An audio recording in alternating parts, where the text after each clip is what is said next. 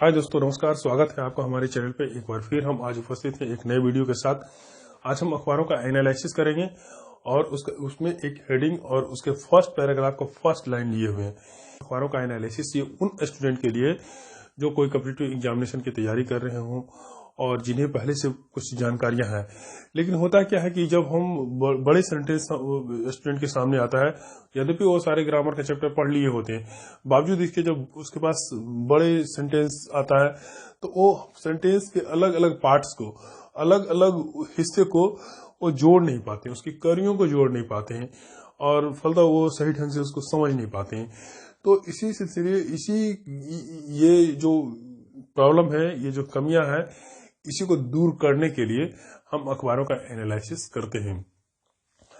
तो इसमें से आज का ये टाइम्स ऑफ इंडिया का ये अखबार है, उसका ये एक हेडिंग है और हेडिंग का पहला जो पैराग्राफ है उसका पहला लाइन हम लिए हैं और उसको देखते हैं कि इस सेंटेंस में क्या क्या है और हेडिंग का क्या मतलब है। इस चीज को समझने की कोशिश करते हैं। सबसे पहले ये देखिए कि ये पटना में एक लोहिया चक्र पथ बन रहा है और उसी का ये नीतीश कुमार उनको विजिट करने गए थे साइट पे, तो उसमें ये सुर्खी लगा है heading, Lohia Path Chakra to be ready by दिसंबर नेक्स्ट। अब देखिए, ये तो ऑलमोस्ट आपको लगता है कि समझ में आ रहा होगा। लोहिया पथ चक्र, ये टू बी रेडी, ये यहाँ पे ये हेडिंग में टू और प्लस V1 का इस्तेमाल होता है। खासकर जो अखबार हेडिंग होते हैं उसमें जो होने वाली क्रियाएं हैं वो फ्यूचर को इंडिकेट करता है कि फ्यूचर में क्या होने वाला है। और वैसे भी टू इंफिनिटिव प्लस V1 का इस्तेमाल प्रेजेंट या फ्यूचर के एक्शन को बताने के लिए किया जाता है। तो यहाँ पे भी यही है, फ्यूचर के एक्शन को ये इंडिकेट कर रहा है कि लोहिया पथ चक्र जो है टू बी रेडी हो जाएगा। कब तक? ये बाय दिसंबर, मतलब दिसंबर तक। ये जो प्रीपोजिशन का इस्तेमाल हुआ है, इसके आगे भी यहाँ पे भी प्रीपोजिशन इस्तेमाल हुआ। बाय का मतलब होता है जो टाइम दिया हुआ है उस टाइम के पहले तक हो जाना है। कोई भी जो जिस एक्शन की बात कर रहा हो, जिस क्रिया की बात कर रहा हो, तो दिसंबर, अगले साल दिसंबर तक ये चीज पूरी हो जाएगी। ये नीतीश कुमार का ये स्टेटमेंट है, ठीक है। इसके बाद का लाइन देखिए, इसमें बहुत सारे जब अंग्रेजी का जो सेंटेंस होता है आप देखिएगा तो उसमें बहुत सारी जो चीजें हैं बीच में, और जो सेंटेंस कनेक्टर होते हैं जिसको आप कंजक्शन भी कह लीजिए, कहीं कहीं प्रीपोजिशन होता है, वो गायब होता है और उसको हमको अपने सेंस पे, अपने एक्सपीरियंस पे अर्थ लगाना होता है कि वहां पे क्या होगा, तभी वो सेंटेंस कंप्लीट होगा। और अगर वो चीज हम नहीं कर पाते हैं तो हम इसको नहीं समझ पाएंगे। तो ये देखिए, सीएम नीतीश कुमार सेड, ये आप देख रहे हैं कि सेड है।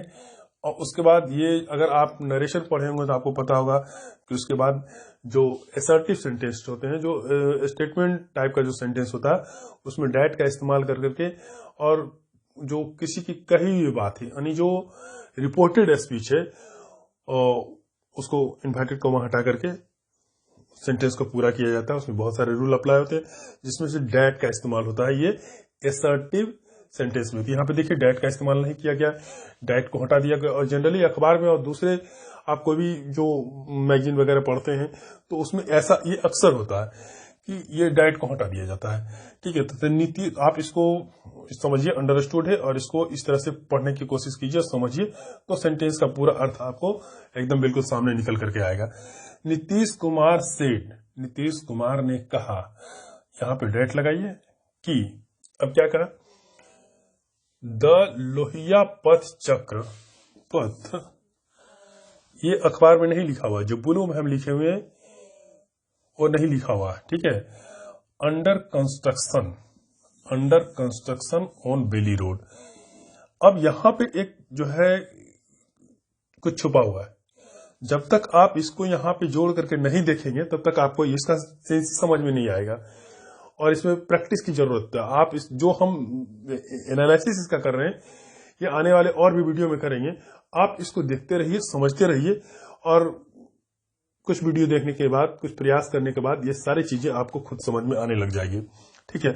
और वैसे भी बताते हैं कि अगर आप पढ़ रहे हो, न्यूज़पेपर पढ़ रहे हो, अखबार पढ़ रहे हैं, कहीं किसी जगह पढ़ रहे हो और कोई सेंटेंस आपको समझ में नहीं आ रहा हो, तो आप कमेंट बॉक्स में उस सेंटेंस को लिखिए और हम उस पर उसको बताएंगे आकर के, अगर जरूरत पड़ा तो फिर दूसरी वीडियो भी बना करके हम आपको बताएंगे।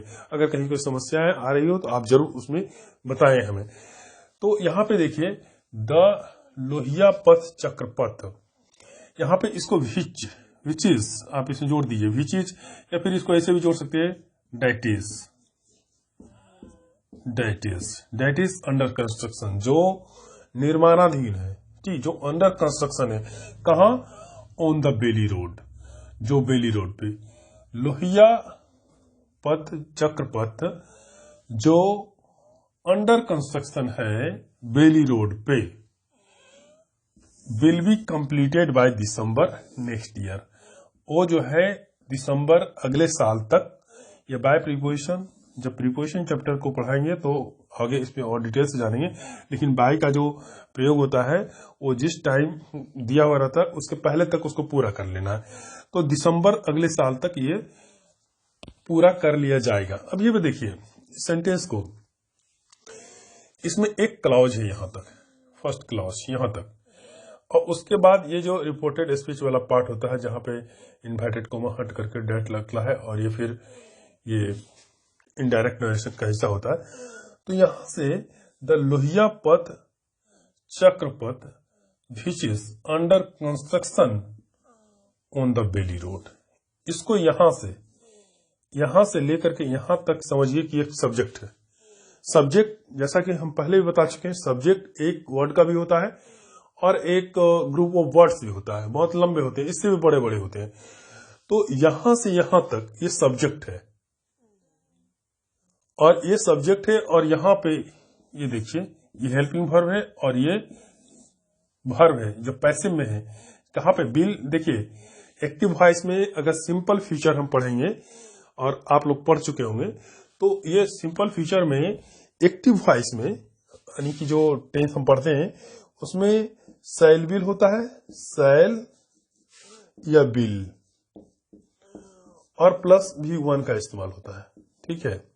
जब ये पैसिव में बनता है ये शैल बिल होता है, शैल और बिल, और प्लस बी दे करके V3 लगाते हैं, क्योंकि पैसिव में जब भी होता है तो हमेशा V3 का ही इस्तेमाल होता है, बी। तो ये पैसिव फॉर्म है, ठीक है। तो यहां से यहां तक सब्जेक्ट है, और ये वर्ब और हेल्पिंग वर्ब है, उसके बाद ये जो है कंप्लीमेंट है, ठीक है। अब उम्मीद करते हैं कि ये चीजें आपको समझ में आ गई होगी, और नहीं समझ में आई होगी तो आप कमेंट बॉक्स में बताइएगा, और फिर हम आगे देखेंगे। तो उम्मीद करते हैं कि ये वीडियो आपको अच्छा लगा होगा और हेल्पफुल हुआ होगा, कुछ बातें आपको कुछ जरूर इसमें से सीखने को मिला होगा। और कहीं भी दिक्कतें हो तो आप बिल्कुल हमें बेहिचक कहिए, लिखिए कमेंट बॉक्स में, और हम आपकी सारी समस्याओं का निदान करेंगे। और कहीं भी कोई अगर सेंटेंस बड़ा हो, समझ में नहीं आ रहा हो, तो आप जरूर बताइए हमें, हम उसको लिखेंगे, उसको बताएंगे आपको। इस तरह से हम और भी अगले वीडियो एनालिसिस और ग्रामर दोनों तरह से वीडियो चलते रहेंगे, ठीक है। जय हिंद, जय भारत, थैंक यू।